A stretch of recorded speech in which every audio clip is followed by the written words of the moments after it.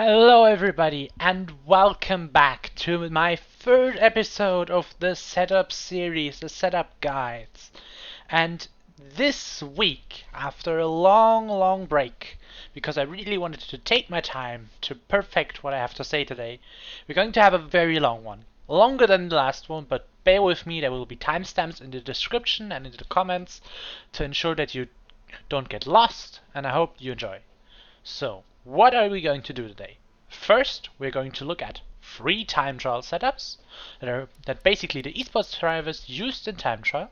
I'm going to evaluate them, explain about them what works and what doesn't, and then I'm going to show you what changes I made to use them, to use my own setup and build my own setup later and use it in a league race. And for this example, we're going to be looking at Bahrain, we're going to be looking at Mexico, and we're going to be looking at Brazil. I chose these 3 tracks because the time trial setups are particularly different upon those 3 tracks. One time trial setup is very good, one is quite horrible, and one only works in qualifying. So, to point out these characteristics and how you have to react to them, I think we should get right in and start with Bahrain. The Bahrain time trial setup in TT is rather good. It's the good setup we're going to be talking about. So, I won't get into detail in what these settings are going to achieve. I think you should look at other videos if you want to find out more about the basics. This is going to be a quite detailed, a quite advanced video. So we have 6-9 wings, 90-55 transmission, right left, 1 click, left, 2-5, 2-5, 2-6, 154, and low front tire pressures and rather low, actually, rear tire pressures. This is considered low on this game, the rear tire pressures. This is something to keep in mind. So, basically this setup works. You can use it in qualifying, it works there, and you can use it in the race, where the tires don't overheat. The only problem is the strategies that you have to apply at Bahrain. On this game, you can do soft hard, but with a bit more tire saving and a bit more downforce on the setup, you can also do soft to medium or medium to soft. And this setup doesn't quite allow that. Especially these low tire pressures will cause too much front and rear tire wear and cause too much tire wear, and you will not be able to do the soft to medium or medium to soft strategy, which is considered the fastest around this track. So because of this, we have to lower the tire wear. The 2 main factors for lowering tire wear are increasing the tire pressures as long as they don't overheat. So we increase the tire pressures, and to make sure that they don't overheat, we increase the aerodynamics by 1 clip each. This is what I did, basically. So I ended at 7-10 wings. We'll skip transmission and suspension geometry for now, because these are the things that we're going to be adjusting later. So basically, I drove the time trial setup, and I found out that I kind of like it. It was too aggressive for me under braking, so I upped the brake bias to 56. Now I was understeering too much. This is why I made the suspension more aggressive. And this is when you see this part of the setup. This is what I ended up using. 1.6, 1.5, 2.7. This is 156. These are the thought process that I would recommend. A change that causes another change, and so on. Then we came to the very personal part. I upped the front on throttle slightly for qualifying and then lowered it, because you can, to 83 in the race. I also found out that I can use lower off throttle in the race if I remove the click of front toe, which I did because I didn't enjoy front toe particularly much. So this is the setup that I basically ended up using.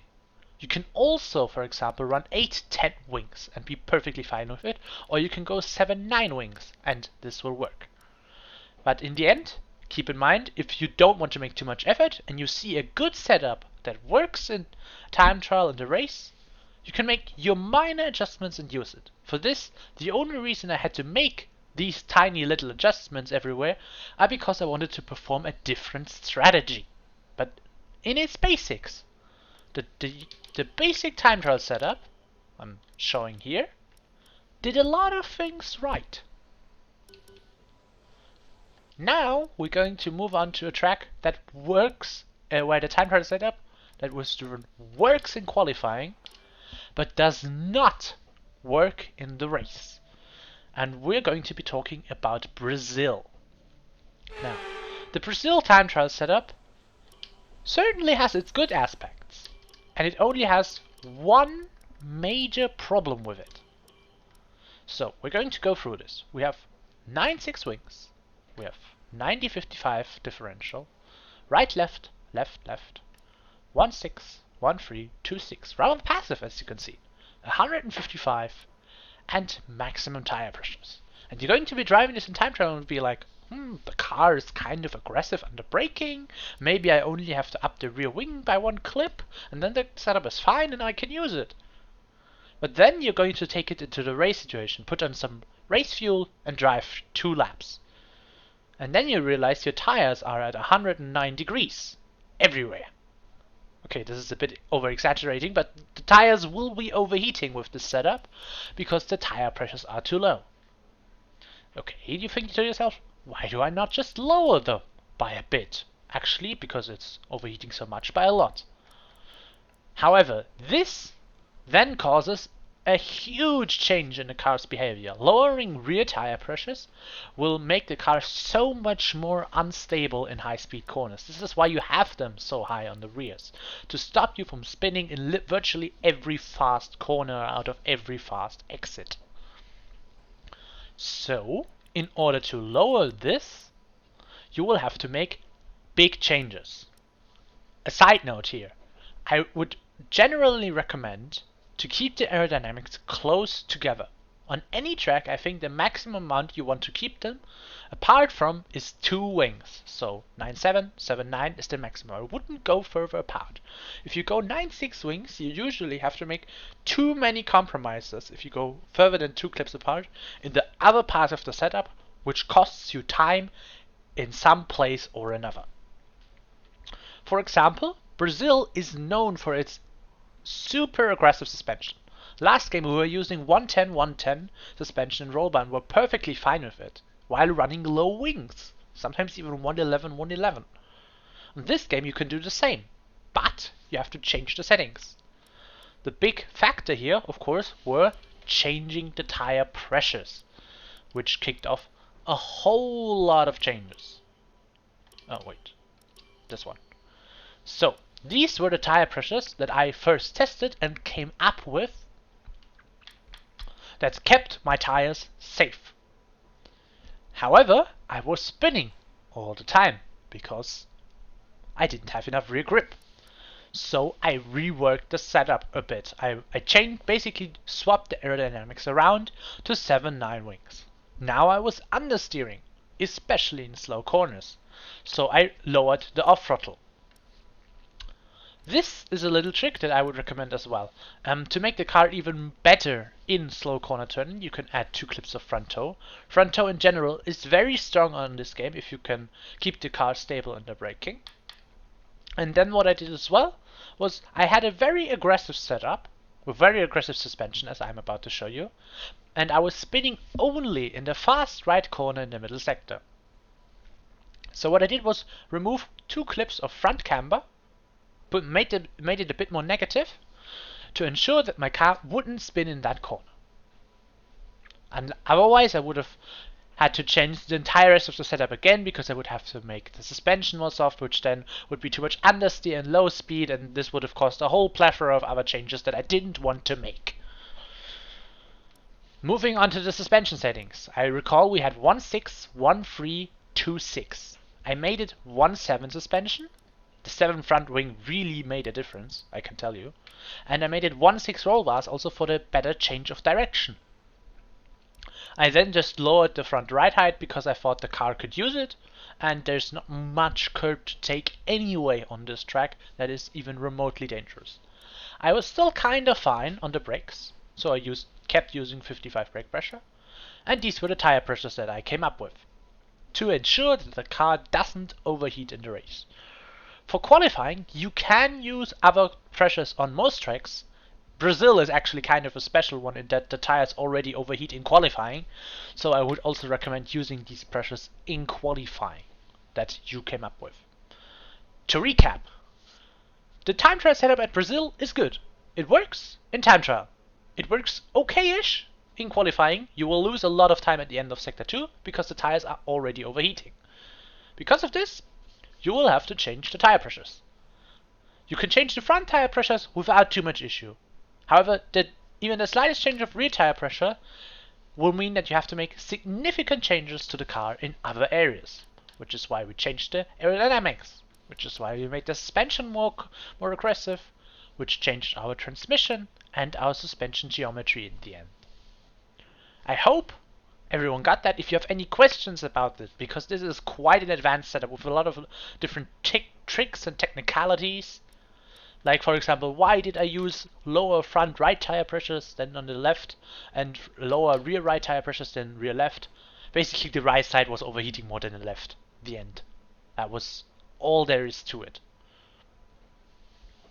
And how does this contradict that I said higher tire pressure leads to lower wear? Well, of course this only applies if the tires are not overheating. If they are overheating, lower tire pressures will obviously lower tire wear as well. Now, I hope everybody got that, and we're going to move on to the track where we have a horrible time trial setup. And that's going to be Mexico. I really don't understand how the esports drivers are driving this thing. It's honestly a pain. We're going to have a look at it, we're going to discuss it, and then we're going to show how to rework it, because it really needs a rework.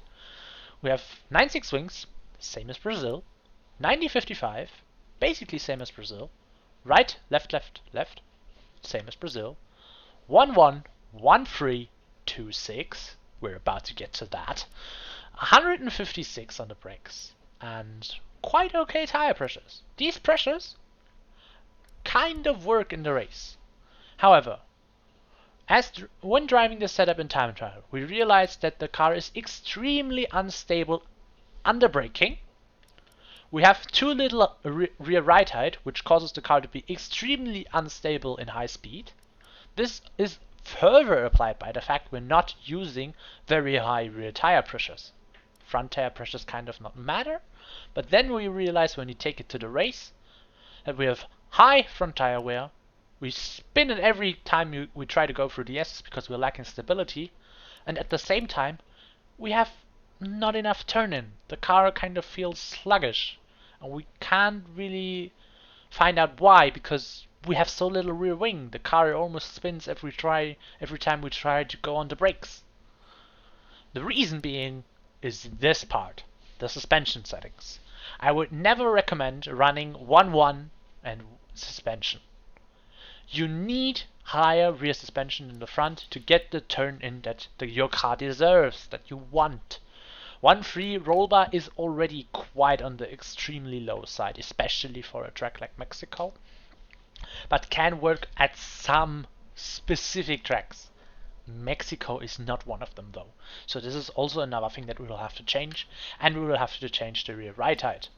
Then we will have to change the tire pressures, put them all up again. However, because this is such a massive change in the suspension, as we will about to find out, I changed this from, remember, 1-1, 1-3, 2-6 to 1-7, 1-6, 2-7. This is such a major change in the setup that we'll have to completely rework the aerodynamics, for example.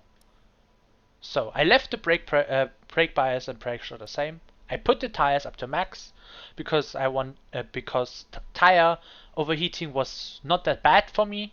Yes, they were overheating at the end of sector 3, but then they cooled down again on the long main straight, so it was kind of fine. But we completely reverted the aerodynamics. We went from 9.6 to 8.9. Brought them close together. Remember, that's good. I also lowered the on-throttle transmission to make the car a bit less snappy and make it a bit more free actually under braking, because my car was sliding so much less with 9 rear wing.